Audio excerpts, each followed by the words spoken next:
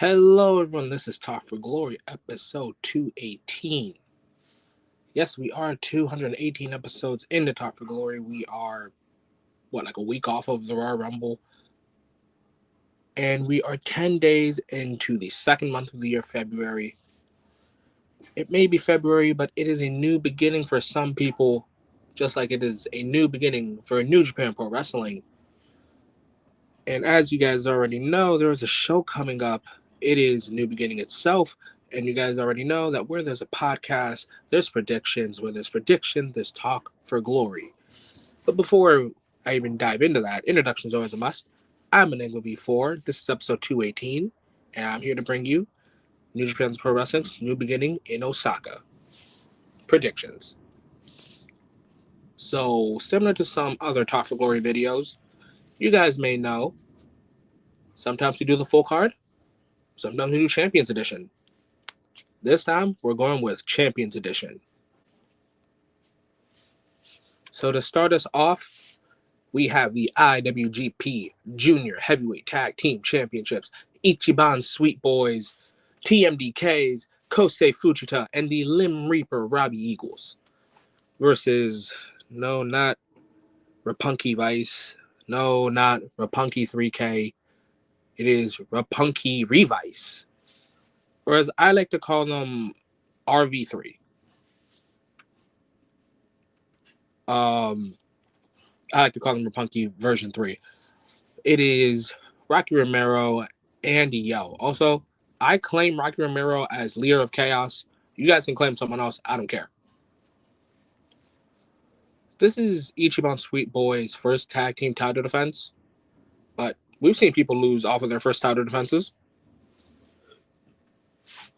But I also love the fact that Rocky and Yo are tag team specialists in their own rights. Personally, I always thought Rocky can probably win the tag titles with just about anyone. Was hoping for the one day he would win with Ryusuke Taguchi, a part of the Mega Coaches. Definitely would have loved that. But the idea of Rocky Romero to win with one of his students, someone he helped win the junior tag titles, well, I guess coached or managered into getting the junior tag titles, that being Yo and Sho over Punky 3K. I think Rocky has a huge hand in that. Again, great tag team specialist. And Rocky's been doing this for quite some time, and Yo has a lot of time to learn from him. While Kosei and Robbie, I still classify them as a new tag team. Does that mean they're on the same page at the same time at all times? Maybe. They don't have to do it every day, but I think at New Beginning, which is actually in about 10 to 15 hours, well, by the time this comes out, I don't know how long it'll be till New Beginning, but I think at New Beginning, we see that Ichiban Sweet Boy have the techers to, how do I say it? Not outsmart. I would say out-tactician the veteran in Rocky Romero and the learning boy that is Yo. So for this one, I'm going to have with TMDK walking out still, Junior Tag Team Champions. Next is now for the IWGP Heavyweight Tag Team Championships. It is World Tag League 2024 winners Tetsuya Naito and Hiromu Takahashi of LIJ Los Ingobernables de Japón versus Max Buck, Jeremy Buck, Generation Me, Matt Jackson, Nick Jackson, the Young Bucks, and most importantly, the 2024 Tag Team of the Year, the AEW EVPs, guys. And if I'm ever pronouncing their name wrong or anything, I personally don't. I'm sorry to cut you off, but can you show a little more respect next time and call us by our God-given names of Nicholas and Matthew Jackson? You see? Right. Matthew and Nicholas Jackson. the Young Bucks, Talk for Glory's Tag Team of the Year. I thought about this as I started recording. Hiromu and Naito could be a cool tag team, but then I realized, oh wait, they're facing the Young Bucks. They're not facing some average tag team. They are facing one of the best tag teams in wrestling today.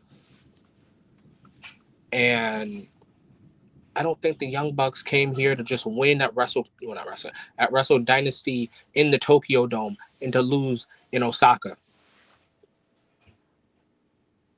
When it comes to tag team wrestling, when it comes to tag team titles, the Young Bucks aren't one-hit wonders. And something that's just gutting me in my soul, it's that it's coming, guys. That season, that tournament, Best of Super Juniors is coming. Now that's sometime late March, early April. But can I see Hiromu Takahashi walking in there with a heavyweight title? Maybe if this was Dominion, I could see it. But I don't see Hiromu and Naito winning the tag team titles. Now, if Naito wants to take another swing at this, I say go grab Takagi.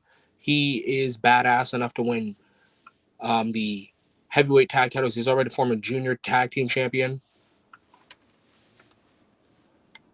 But this might be too big of a task for Hiromu Takahashi. And, when it comes to Matt Jackson, Nick Jackson, corporate bucks, HR, whatever the hell I've deemed them, you're going to have to come with more than just a junior heavyweight. Or maybe Hiromu just classified as never and he decides to fight both. But that doesn't change the fact that Hiromu Takahashi might come in here at a disadvantage, as we already know that the Young Bucks are a well-established tag team champions. They are IWGP tag team champions. They are former AEW tag team champions. They are former Ring of Honor tag team champions. And then if you want to add an extra person, they're former Never Six Man, former AEW trios, former ROH trios.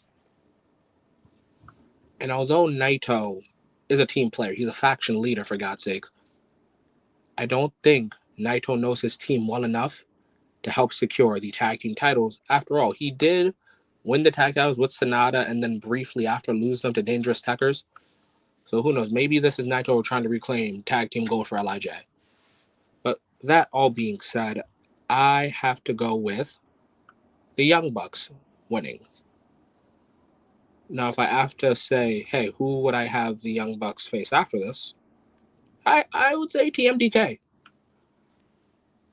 I would love to see Shane Thorne and Mikey Nichols versus Matthew and Nicholas Jackson. Hell, you could have it in Japan. Maybe you could have it on AEW. Give me TMDK versus the Young Bucks, guys. Next, we have for the Never Openweight Championship, it is the Alpha, the double champ. Not only the Never Openweight, but the AEW International Champion, Konosuke Takeshita, versus one of the fastest rising young boys out of New Japan. It is Boltin Oleg, or Oleg Boltin. I don't know which one do I say first. But this man is up there with some of the greatest powerhouses New Japan has today. And I've said this for a long time when it comes to the Never title. You have to be one of the heaviest hitting, hardest motherfuckers to try and get this title, because when you fight for this title, you put your mind, your body, your soul on the line. And I'm well aware that Takeshita is willing to put that all on the line, as he did at Wrestle Kingdom against Shingo Takagi, as he did against Ishii. And who knows, maybe Takeshita just beats the soul out of Oleg. But when it comes to this title and what it would mean to Boltin Oleg, so just saying, guys, Boltin Oleg is also a former Never Six-Man Tag Team Champion. So he's already got some gold under his waist. So I'm going to say that although Boltin is no slouch, he's nothing to scoff at. When it comes to the Never Openweight Championship, Maybe if it was someone else, I'll give some credit. Maybe if it was Ishii, maybe if it was Goto, maybe if it was Kenta, maybe if it was Takagi even, maybe Bolton Oleg would have had a better chance. But he faces the Alpha. He faces one of the most serious men out of New Japan Pro Wrestling, out of AEW, out of DDT. He faces Konosuke Takeshita. So for that, I have Konosuke Takeshita retaining the Never Openweight Championship. And while I'm on the Never title, and while I'm talking about Konosuke Takeshita, you want to know what's a match I have? A dream match? Just like I talked about, give me Young Bucks versus TMDK. Give me, for the Never Openweight Championship, Konosuke Takeshita versus Jake Lee.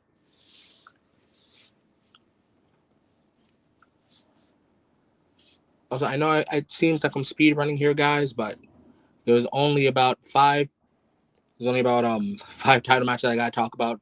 But when it comes to review in general, I either may do it like this, or I may talk about every title. So that involves the Never Six Man and the IWGP Junior title. It's all about how I'm feeling for review. Also, review may come live, or it may come just like this, with a premiere and all. But that was the Never Openweight Championship. Next, let's talk about one of New Japan's newer championships. That being the IWGP Global Heavyweight title. It is, yes, we have a new champion. It is the Gene Blaster himself, Yota Tsuji, versus what I like to call Strong Style Reborn. It is Crash Out King, New Japan Strong Champion, Gabe Kidd. And I'm just going to say this now. Gabe Kidd might win Breakout Star of the Year. Hell, Gabe Kidd might win Match of the Year for Talk for Glory. There is a high chance that if there's a list of people that could have won, Gabe Kidd might be there.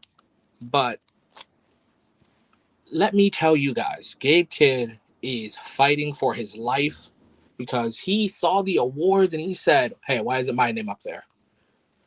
When he saw Superstars of the Year, he probably thought, I can be up there with Adam Cole. I can be up there with Drew McIntyre. I can be up there with Roman Reigns. I can be up there with Jon Moxley. I can be up there with Will Ospreay. I can be up there with Gunther. He probably thought all that. So Gabe Kidd this year might just come out swinging. But this is actually the toughest match. Well, the second toughest match I'll be talking about here. Because I believe Yota Tsuji is about to recreate New Japan Pro Wrestling. Everything you knew about New Japan Pro Wrestling in 2010s, change your mindset because Yota Tsuji is about to paint you a new picture. So when you put these two in the ring, I don't even think this is about the global title anymore. It probably never was. This is about New Japan Pro Wrestling. This was about strong style. This was about the direction New Japan is going to be taking. People talked about for the last 2 years, Three Musketeers. Oh, where's Shota Umino going to take New Japan Pro Wrestling? Where's Yota Tsuji going to take New Japan Pro Wrestling? Where's Ren Narita going to take New Japan Pro Wrestling? Yeah, fuck all that. Now it's about where is Tsuji and where is Gabe taking New Japan Pro Wrestling? And we get that answer in this match. This match might be one of Top Floor's star-rated matches. Hell, this might get a 5-star. Maybe. Tsuji is a new champion, but Gabe is a man coming out with something to prove. And oh man, I wish I had that Rock clip ready. But when that bell rings, just chills, and you guys are going to feel the mana. You guys are just going to be slapping your arms, getting goosebumps. I think this match goes 25 minutes. This match, honest to God, might be better than the main event. But I've got to talk about the main event. So I actually have this match going to I don't know if there's a time limit on this. It might go 60, it might go 30. But if there's a time limit if there's a timer on this, I think this can either go to a draw or Yota Tsuji wins by the skin of his teeth, honestly. And Gabe Kidd, who knows? I actually have Gabe Kidd winning a tournament this year. Now, whether that be New Japan Cup or the G1, that's later down to see. But yes, I have not Jake Lee. I have Yota Tsuji. I have Yota Tsuji retaining his IWGP Global Heavyweight Championship. Now, before we get to the main event, guys, I know since this is going to be uploaded to YouTube later, I want to thank everyone that'll be listening to this. And since you guys are listening, because it's a podcast, you guys don't watch, you guys listen. I want to say you guys can follow the socials on Talk for Glory like always. You guys know to follow us on Twitter, that being Enigma_V4_. That's my Twitter, Young Smooth TFG on his Twitter. Then you guys can follow us on our Twitch accounts. Mine's is Enigma period. Mine's is. Oh wait, no. Wow, I'm forgetting this so well. Time to restart. So you guys can follow us on our socials. Where guys, new design, so gotta memorize that now. You can follow us on our Twitters at Enigma_V4_ and Youngsmith TFG. Those are our Twitters. You guys can follow me on my Instagram, Enigma period V4. You guys can follow us on our Twitch, Enigma_V4_. That is my Twitch. Smooth1 on his Twitch. And remember, guys, you guys can follow us. Well, not follow us. You guys can add us on Xbox, actually. You guys can follow Smooth at Smooth1 on his gamer tag. And you guys can follow me on Enigma V4 on my gamer tag. Remember, guys, Talk for Glory isn't just on YouTube. It's on Spotify. It's on Apple Podcasts. You guys might get something over there. I know I've kind of been slacking on the Joshi side. Trust me, I feel like I'm within my rights after Wrestle Kingdom. But you guys can make sure you guys take a screenshot. Just follow everything you see here, guys. And now here's the main event.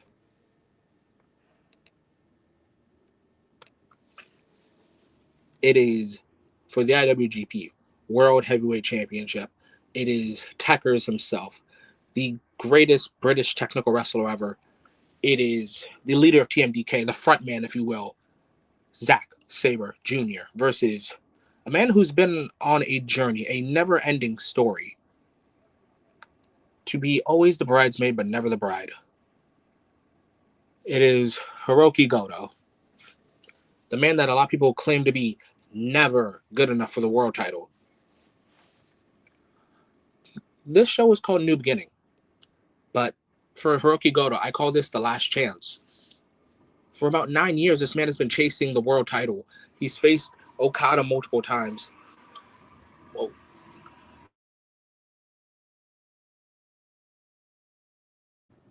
He's faced Okada multiple times. I don't know how many opportunities this man's had throughout these 9 years. I just know that when it comes to the World Heavyweight Championship, Hiroki Goto is a man that keeps getting so close, but yet so far. Hell, sometimes he gets pushed so far back, he gets back to the never title, which people, whenever Goto holds the title, I've heard say it is the never good enough title. But throughout all these years, never before have I seen Goto feel so close to becoming a world heavyweight champion. The meme might be dead. Multiple people finish their stories, but Goto, he hasn't finished his. Does he leave it open-ended? Does he leave it on a cliffhanger? I don't know. Does he ever get another opportunity? I don't know. If you guys have been following Goto on Twitter, this man has one hell of an emotional story talking about he had a dream with his dad and how he just enjoyed the conversation and it lit a fire under him and it brought tears to fans talking about, well, now he has to win for his dad. And apparently Goto's dad wasn't the son of a plumber. He wasn't a plumber. And Goto's no son of a plumber. But that dream, that goal, these attempts can only mean one thing. Oh, that reminds me one more thing. Goto has a mission. He has a statement. He has a declaration that if he wins the IWGP World Heavyweight Championship. He wants to go to America and he wants to fight Tanahashi on American soil. He wants to fight Okada. He wants to fight Shibata. But all of that can't happen unless he's world champion. So obviously, this means Goat is getting his ass tapped out. I know I spoke with a lot of excitement and I was cheering for Goat and all that, but it's Zack Sabre Jr. He is one half of the first ever match to have the Top for Glory 5-star match rate. His match with Bryan Danielson that actually makes a year now. But Zach has more goals. And I know a lot of people are going to be like, oh, he won the G1. Check. Oh, he won the world title. Check. He main evented Wrestle Kingdom. Check. He main evented the Tokyo Dome twice. Check. Guess what? You still have more goals. As long as you have air in your lungs, you have goals to accomplish. And what are those goals that Zach might accomplish? We don't know. But I do know he's not done yet. So, I want to thank everyone that'll be listening to this when this airs. I hope you guys will enjoy New Beginning because this is going to drop a little bit, probably like 2-3 hours beforehand, probably. I hope you guys enjoy these matches. I hope you guys will be here for the review because, yes, there will be a review. And I hope you guys will enjoy the gameplay of the best match. But by the time all of that comes, well, before all that stuff comes, I want you guys to do the important thing when it comes to Top for Glory. That be stay safe, have a great day and or night, and above all else, enjoy wrestling.